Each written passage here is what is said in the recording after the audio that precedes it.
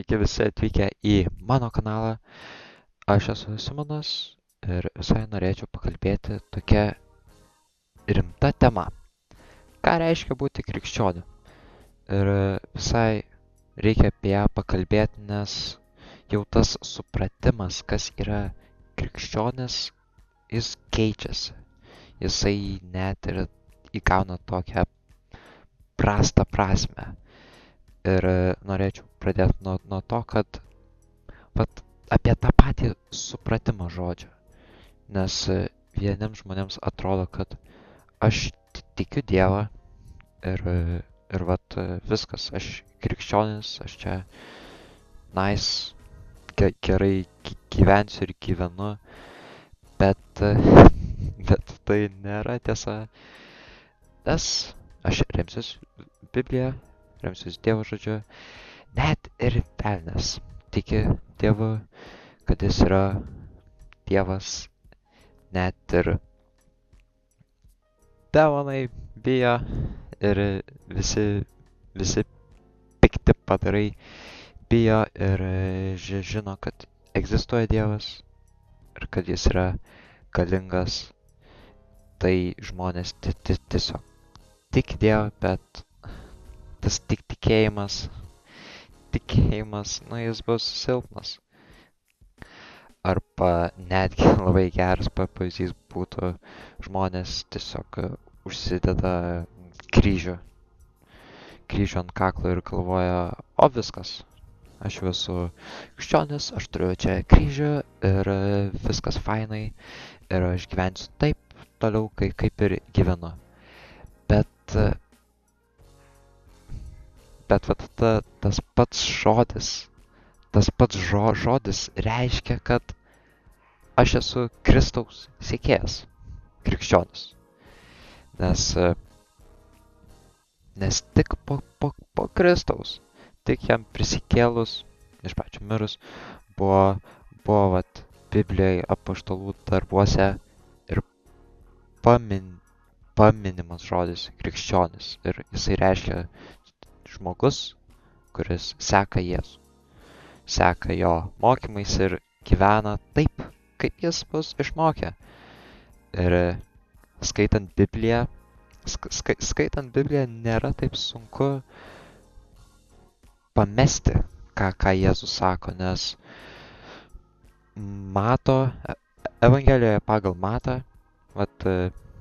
nuo 5 skyriaus Jėzus tiesiog moko žmonės ant kalno ir jis realiai beveik viskas susako, ką žmonėms reikia daryti, kaip jiems reikia gyventi, kaip jiems reikia elgtis, kaip jiems realiai tiesiog gyventi. Ir kuo yra labai svarbu, nes Mato 6 skyriui, 33 eilutėj, prieš tai pasakoja, kad Jėzus, kad nereikia jaudintis dėl gyvenimo, dėl rytdienos. Ir Mato 6 skyriui 33 eilutėje jisai sako, pirmiausia ieškokite Dievo karalystės ir jo teisumo, o visa tai bus pridėta jums. Čia kalba apie tos dalykus, kuris jis minėjo anksčiau, pamokslaudamas. Ir mes matom, kad pirmiausia ieškoti Dievo karalystės. Tame krikščioniškam savo gyvenime reikia iš pradžių norėti Dievą, ieškoti jo. Ir jeigu tu tik ieškosi Dievo ir tu klausi jo ir realiai tau bus įdomu arba net pikta kažko, tai Dievas tau iš tikrųjų atsakys anksčiau ar vėliau, nes jeigu tu domiesi juo, tai Dievas dar labiau domėsis ir tavimi. Ir tiesiog dabar norėčiau pakalbėti apie tuos būdus, kaip galima gyventi taip, kaip Jėzus sakė, gyventi taip, kaip norėtų Dievas, kad tu gyventum ir būtum tas tikras krikščionis. Tai pirmiausia tai yra ir svarbiausia, yra santykis su Dievu. Čia yra, tiesiog top dalykas, kurio reikia. Ir santykis su Dievu, aš jau neatsimenu, ar aš kalbėjau ar ne apie šitą, bet santykis su Dievu galima vystyti labai paprastai, kalbant su juo. Tai čia malda. Ir jo, tiesiog kalbėsi su Dievu ir kuo daugiau kalbėsi, tuo labiau pastebėsi, kad Dievas pats tau pradeda kalbėti. Ir tada jau nebebus kaip monologas, kai tu ten kalbi tiesiog Dieve, ačiū tau už tai, bet prašau to ir kad tu pakeistum tą, man nepatinka tas, bet Dievas realiai pradės tau sakyti, gerai, aš tau turiu paruošęs tą, arba tu eik ir padaryk tai, ar ten pasimelsk už tą ir aną, arba aš tau duodu drąsos ir tada atsiranda jau tas tikras toksai ryšys su Dievu, tas toks tikras santykis per maldą, per pokalbį su juo. Ir antras, dar geresnis nei malda, tai yra per Bibliją, per jo žodį. Ir ten net nereik laukt, kol tau Dievas kažką pasakys, nes tu skaitai ir grinai jau tau Dievas kalba. Tu skaitai, ką tau Dievas jau sako. Paprastas pavyzdys. Pradžios knyga 1. Pradžioje Dievas sukūrė dangų ir žemę.